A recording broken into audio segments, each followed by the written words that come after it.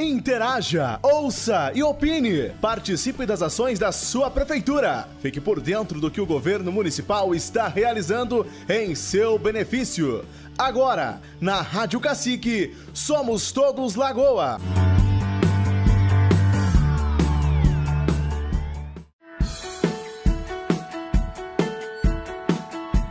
Começa agora na Rádio Cacique, o programa Somos Todos Lagoa, com o patrocínio de Eco Lagoa Diagnóstico por Imagem, uma variedade de serviços voltados à saúde. Na Protásio Alves, telefone 3358-1430. Metalúrgica RC, esquadrias, grades, portões, porteiro eletrônico, automático para portas e portões, interfones, telas, aberturas e muito mais. Solicite o seu orçamento na Presidente Vargas, telefone 3358-1281.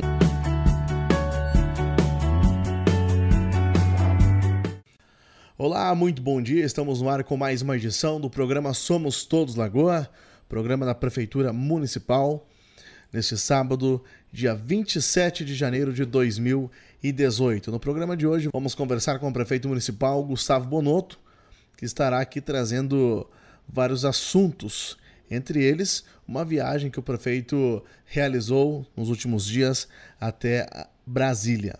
E vai explicar pra gente, vai contar um pouquinho aí como que foi esta viagem. Com certeza. Vamos começar pela viagem a Brasília, né? Então, no dia 15 de janeiro, nós tivemos às 15 horas uma reunião acompanhado do secretário do Planejamento, Idenir De Geroni, onde participaram a Lei do Município de Lagoa Vermelha, o Ministério das Cidades e a Caixa Econômica Federal. A pauta do assunto da reunião era a questão do investimento do programa Pro Transporte, dentro do Programa de Aceleração do Crescimento 2, do PAC 2, para investimentos de infraestrutura e mobilidade urbana em Lagoa Vermelha. Mais claramente, os investimentos da Presidente Vargas e das demais 12 ruas que contemplam este investimento. Do que se trata? Essa obra está paralisada há mais de um ano, né? Ela teve início no final de 2016, teve a sua paralisação por medida judicial também ainda no mês de dezembro de 2016, e desde então se desenvolve um embaraço judicial que não permitiu a retomada das obras. E nós, na verdade, fomos prestar esclarecimentos, tanto ao detentor do recurso, que era o Ministério das Cidades, quanto à operadora, que é a Caixa Econômica Federal, pois havia um risco de cancelamento do recurso por esse tempo de paralisação da obra. Mas nesta arguição em relação aos motivos que levaram à sua paralisação, nós conseguimos demonstrar que não era por força do município esse atraso e, por consequência, nós nos tornamos uma exceção em relação ao cancelamento dos recursos, tendo a garantia desse recurso para investimento.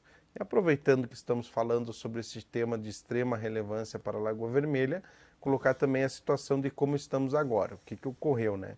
Então, lá ainda no mês de dezembro de 2016, acho que ainda foi no mês de novembro, se não me falha a memória, uma das empresas que foi impossibilitada de participar da licitação pela não apresentação de uma documentação, a empresa Traçado, ela entrou na justiça, né, pedindo que ela fosse habilitada ao processo. O que é habilitar uma empresa ao processo? É abrir o seu envelope e conhecer a sua proposta. No entanto, o que ela não apresentou? Ela não apresentou a certidão negativa de protesto. Esse documento foi exigido através de uma retificação de edital e essa empresa questionou justamente a exigência deste documento.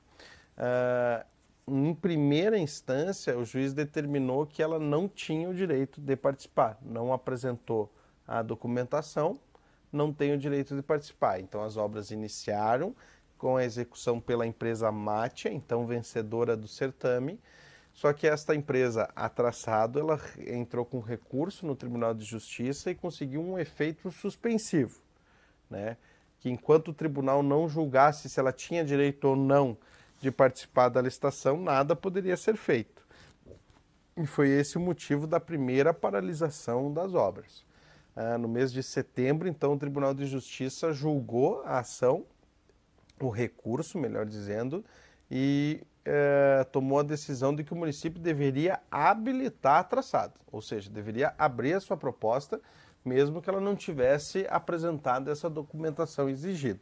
Foi o que ia ser feito. No dia da abertura do envelope da empresa traçado, a empresa MAT apresentou 2 recursos, né, ao Tribunal de Justiça, sendo que um deles teve efeito suspensivo sobre essa decisão do próprio Tribunal de Justiça em relação à habilitação da empresa traçado.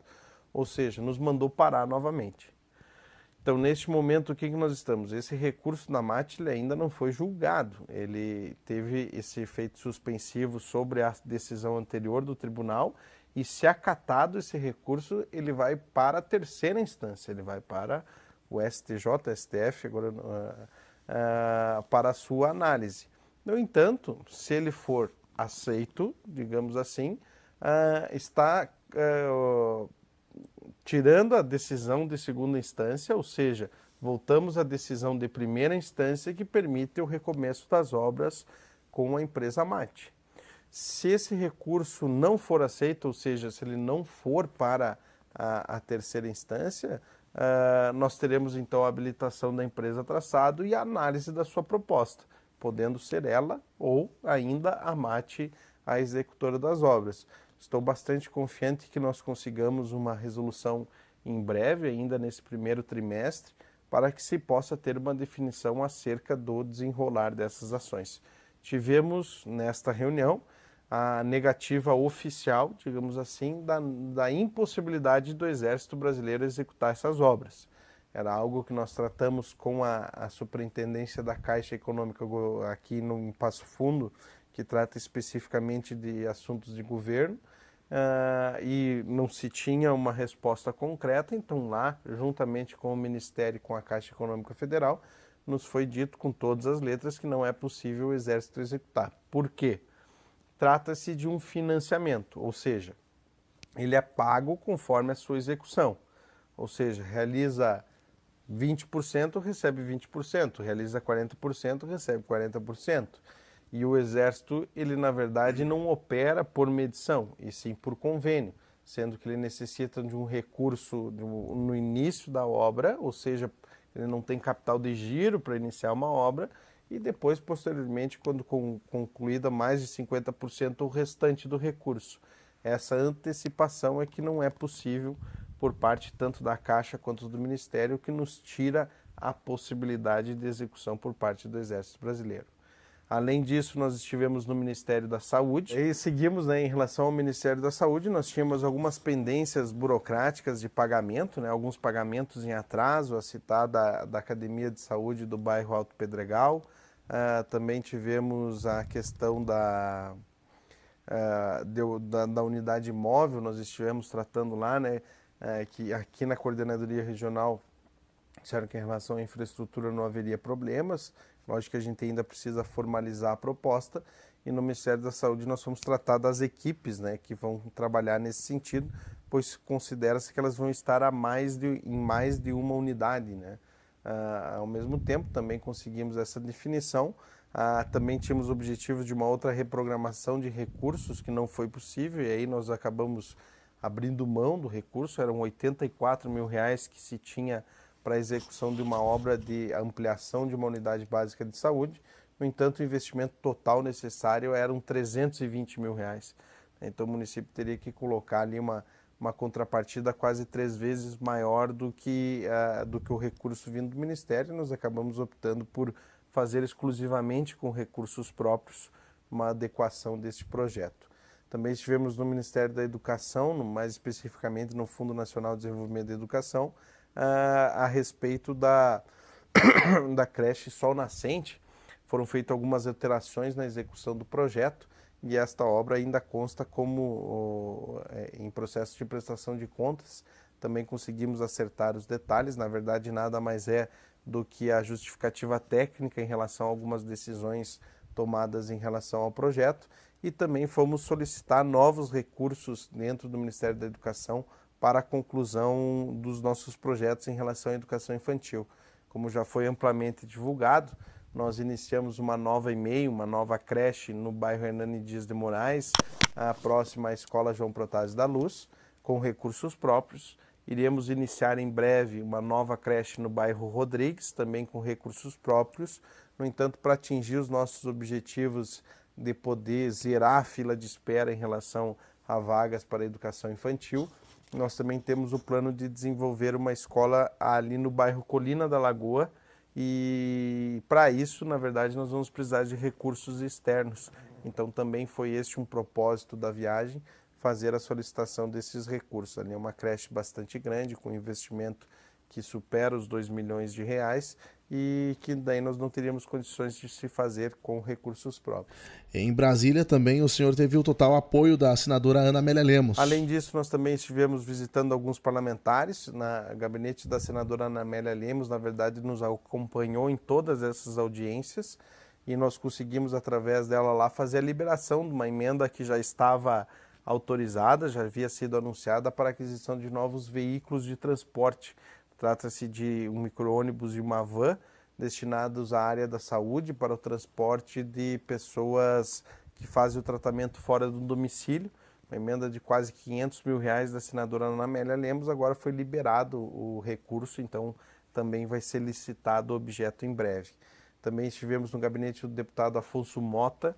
Lá trata-se de uma emenda que o deputado destinou ainda no ano de 2015, se não me falha a memória, para a pavimentação da Avenida Vital Zamboto. A obra já foi concluída e foi pago 50%. Então nós fomos solicitar o apoio do parlamentar para a cobrança junto à Secretaria de Governo para a liberação do recurso. Também estivemos nos gabinetes dos deputados Afonso Ram e Covatinho, né, também com algumas pautas mais específicas a cada parlamentar. Vamos para o intervalo e já voltamos no programa Somos Todos Lagoa, conversando com o prefeito municipal, Gustavo Bonotto. Sabia que você pode ficar por dentro do que acontece na Prefeitura Municipal? É muito fácil. Basta você curtir a página oficial da Prefeitura no Facebook. Lá você encontra as campanhas realizadas pelo município, as atividades que estão acontecendo e, claro, manter contato com a administração e ficar por dentro de todas as notícias da tua prefeitura. Curte lá no Face, Prefeitura de Lagoa Vermelha.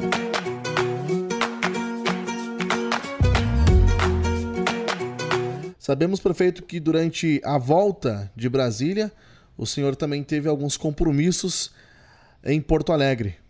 E aí, no retorno da viagem de Brasília, nós estivemos em Porto Alegre, com 2 assuntos também muito importantes. O primeiro deles, junto à Secretaria do Meio Ambiente do Estado, a assinatura do convênio Mata Atlântica, que permite ao município realizar o licenciamento ambiental de diversas áreas que têm um baixo impacto ambiental. Então, a assinatura desse convênio permite que em Lagoa Vermelha sejam emitidas essas licenças, que sem a realização do mesmo haveria necessidade de encaminhamento para a FEPAM. Ele venceu no mês de setembro, nós já havíamos encaminhado toda a documentação, houve uma demora por parte da Secretaria, mas agora já está tudo solucionado e nos permitirá dar uma maior fluidez nesse aspecto ambiental para o licenciamento de novos empreendimentos. E uma grande pauta também foi na Secretaria de Segurança Pública, onde nós fomos, num primeiro momento, reforçar o pedido que já foi feito diversas vezes por aumento de efetivo, né, para a nossa Brigada Militar. O que acontece? Lagoa Vermelha, os municípios menores, eles ganharam um aumento de efetivo, né? Isso foi os municípios pequenos, no mínimo 3 profissionais. O que ocorreu? Se encerrou a Patrim. Né? Patrim era uma patrulha integrada, né, que de certa forma permitia que o batalhão regional fizesse de forma itinerante a patrulha de municípios menores.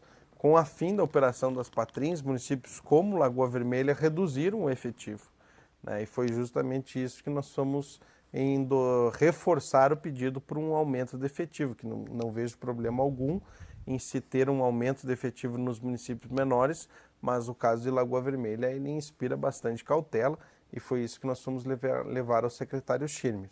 Um ponto bastante positivo e muito aguardado também foi a assinatura do convênio do SIM. O que ocorre? O município vinha tratando em relação ao vídeo monitoramento. Tá? Para que possa ser executado o vídeo monitoramento no município, é necessário que tenhamos um convênio com a Secretaria de Segurança Pública que permite que a brigada faça o monitoramento das câmeras instaladas pelo município. E este projeto ele já havia sido encaminhado, já tinha sido aprovado. No entanto, o que ocorreu? O Estado mudou a sua forma de operação. Ele criou um programa de Estado chamado SIM, que é o Sistema Integrado de Monitoramento, que na verdade contempla ações em 6 esferas voltadas à segurança pública. Então, além do vídeo monitoramento e cercamento eletrônico, existe a questão da prevenção, através de práticas educativas, a prevenção ao uso de drogas. Também contempla a parte de ressocialização de apenados, da qual nós já mantemos um convênio para com a SUSEP. Também contempla outras ações, como a participação comunitária na segurança pública, a parceria com entidades sem fins lucrativos, como, por exemplo, os CONCEPROS, né? Então, ele é um programa guarda-chuva que permite que os municípios se relacionem com esta área de segurança de uma forma amparada juridicamente e que também se tenham ações conjuntas entre estados e municípios. O nosso maior interesse nesse momento é a possibilidade de retomada da parceria para com o CONCEPRO e, no caso do município, com o GAP, que é uma entidade ligada à Polícia Civil, para o repasse de recursos, e também, e quase que principalmente, a execução do vídeo monitoramento. Então, o que ocorre? Com essa mudança no modo operante da Secretaria, nós reapresentaremos o projeto para a sua aprovação, e sendo aprovado, então, nós queremos executar esse investimento. Meu desejo era que fosse ainda no primeiro bimestre do ano de 2018, já era para ter ocorrido no ano de 2017, tivemos alguns problemas técnicos em relação a isso, mas acredito que estamos próximos de uma solução e que possamos fazer esse investimento que com certeza vai trazer um aumento na percepção de segurança pública ao nosso município. E não menos importante, né, mas ainda bastante inicial, foi uma tratativa em relação à ampliação do presídio estadual de Lagoa Vermelha. Bom, esta pauta ela teve início numa conversa com o promotor de justiça de Lagoa Vermelha, o senhor Felipe Barcelos, que nos externou a preocupação para com as condições do presídio estadual de Lagoa Vermelha, que hoje enfrenta, a exemplo de diversos outros presídios, um cenário com uma superlotação. E aí, ele nos externando isso, nós pensamos algumas possibilidades, inclusive juntos, né, de se fazer, na busca de recursos.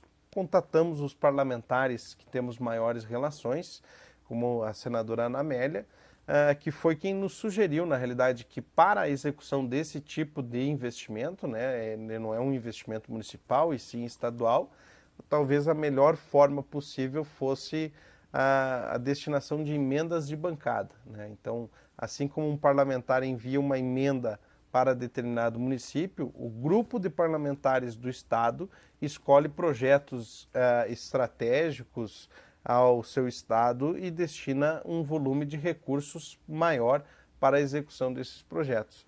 E foi o entendimento de que esse seria a melhor possibilidade.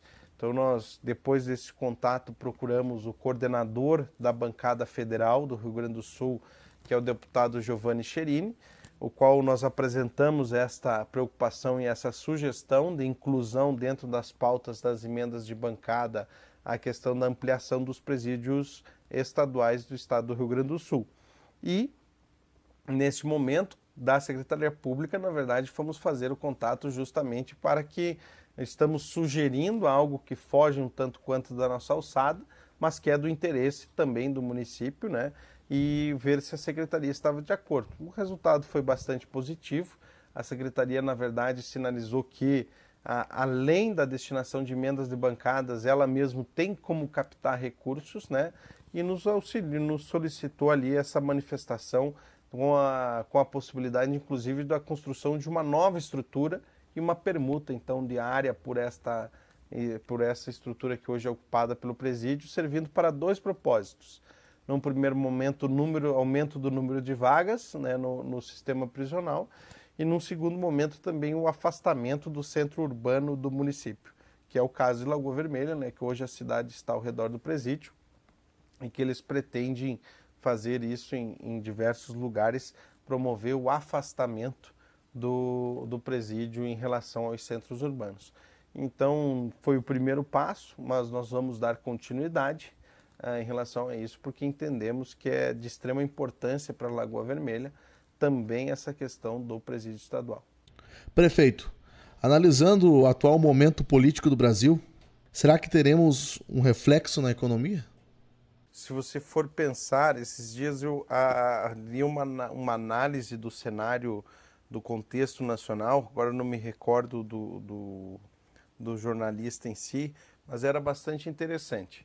Ele comentava da evolução da nossa economia, de como o Brasil caminha, e que politicamente nós estamos talvez no nosso pior momento, né? O contexto político brasileiro, ele é o pior de todos os tempos. Nós tivemos aí o impeachment de uma presidente, 2 acusações de impeachment do vice-presidente que assumiu o cargo e só não foi afastado, digamos assim, por uma manobra escancarada, de certa forma, que deixou muita gente chateado sobre a égide de uma estabilidade econômica, mas que temos o julgamento talvez o maior trabalho envolvendo uma investigação acerca de movimentos de corrupção, que é a Lava Jato, que em seus diversos desdobramentos, talvez o que mais chama atenção é o julgamento do presidente Lula, a acusação do ex-presidente Lula, mas que teve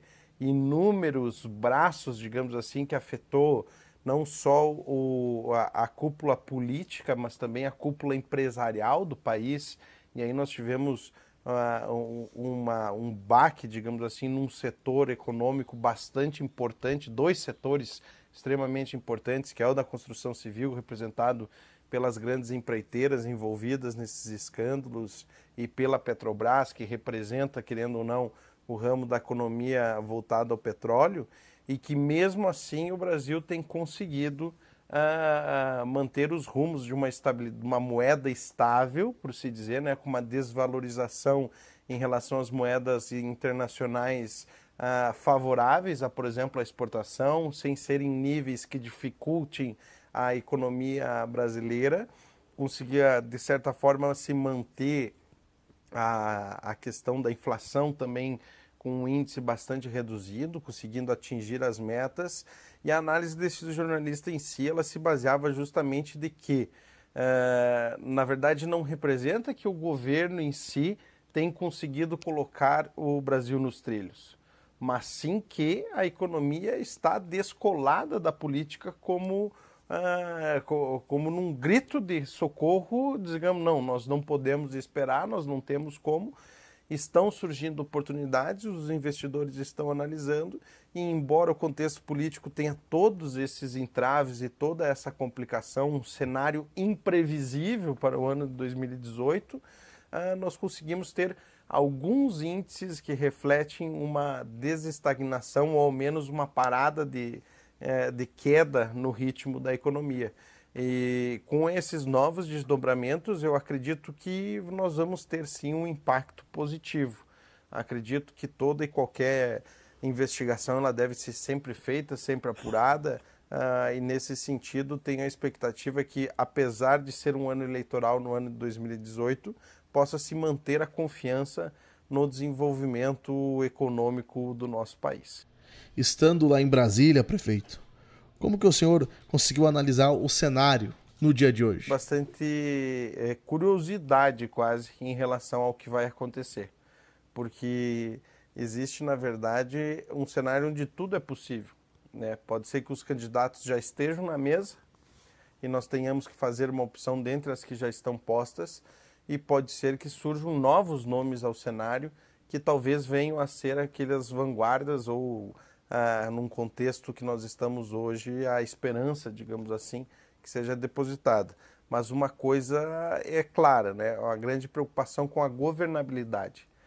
Quando a gente fala, muitas vezes, em relação a algum pré-candidato mais extremista, seja de direita, seja de esquerda, o pessoal que mais convive com essa questão, né, e é o sentimento que a gente tem, se preocupa muito, porque talvez para quem esteja mais afastado do meio, muitas vezes acredita que basta a boa vontade e a intenção da pessoa que está à frente, que está na liderança, para que as coisas aconteçam. Mas, na verdade, é bem mais complicado que isso. Você precisa construir uma base de apoio, precisa construir ferramentas para o desenvolvimento das ações que pretende.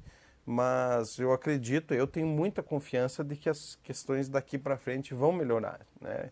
Eu acho que todo esse capítulo que envolve que nos trouxe ao contexto de hoje, ele fez com que a população amadurecesse, né? Eu vejo que, por exemplo, as reformas eleitorais, por mais que elas tenham alguns pontos negativos, também houveram pontos que facilitaram, que, de certa forma, democratizaram o processo eleitoral, e que muito ainda precisa ser feito, né, para que se possa chegar no modelo ideal. E que não existe outra forma a não ser as alterações, avaliações delas, se elas realmente cumprem o seu propósito, e a partir disso a tomada de decisões.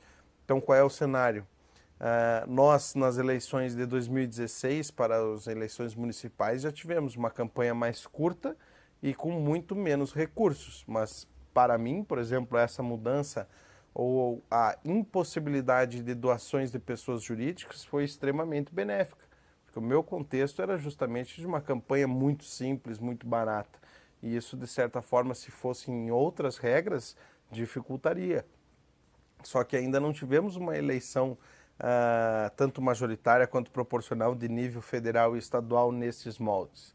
Então, uma eleição de 45 dias sem possibilidade de doação de pessoas jurídicas, com certeza vai ser uma eleição que as mídias sociais, a internet vai ter um papel cada vez mais fundamental, e talvez nós estejamos chegando num ponto em que, para fazer a escolha, o cidadão vai ter que buscar as informações, né? E talvez não necessariamente elas venham até por diferentes meios, como a gente estava acostumado, via rádio, TV, rua, meio impresso. As informações, é lógico que elas vão continuar chegando, mas em muito menor quantidade. E para isso, para que se tenha um bom critério para tomar decisão, vai exigir de nós, eleitores, uma busca por aquilo que realmente é o necessário e realmente é a melhor proposta. Essa foi a participação do prefeito municipal, Gustavo Bonotto. Obrigado pela oportunidade, uma boa semana. Tá, então você conferiu mais uma edição do programa Somos Todos Lagoa. Este mesmo programa estará na íntegra a partir de segunda-feira no site da Prefeitura Municipal e também no Facebook. Fica aqui os meus agradecimentos, pois hoje foi meu último programa sendo apresentado aqui na Rádio Cacique. Lembrando que eu estava atuando junto à assessoria de imprensa da Prefeitura Municipal e durante o mês de janeiro pedi o meu desligamento devido a uma oportunidade recebida para trabalhar fora de Lagoa Vermelha. Agradeço a todos, com certeza, da administração municipal pela parceria de sempre. Agradeço pelo espaço e a você, ouvinte, que esteve sempre na companhia do programa Somos Todos Lagoa. Com certeza, no próximo programa, outra pessoa estará aqui atuando no meu lugar, levando para você as principais informações da Prefeitura Municipal. O meu agradecimento especial ao prefeito Bonotto e também a todos os colegas da assessoria de imprensa. A todos um ótimo final de semana e até mais, gente. Tchau, tchau.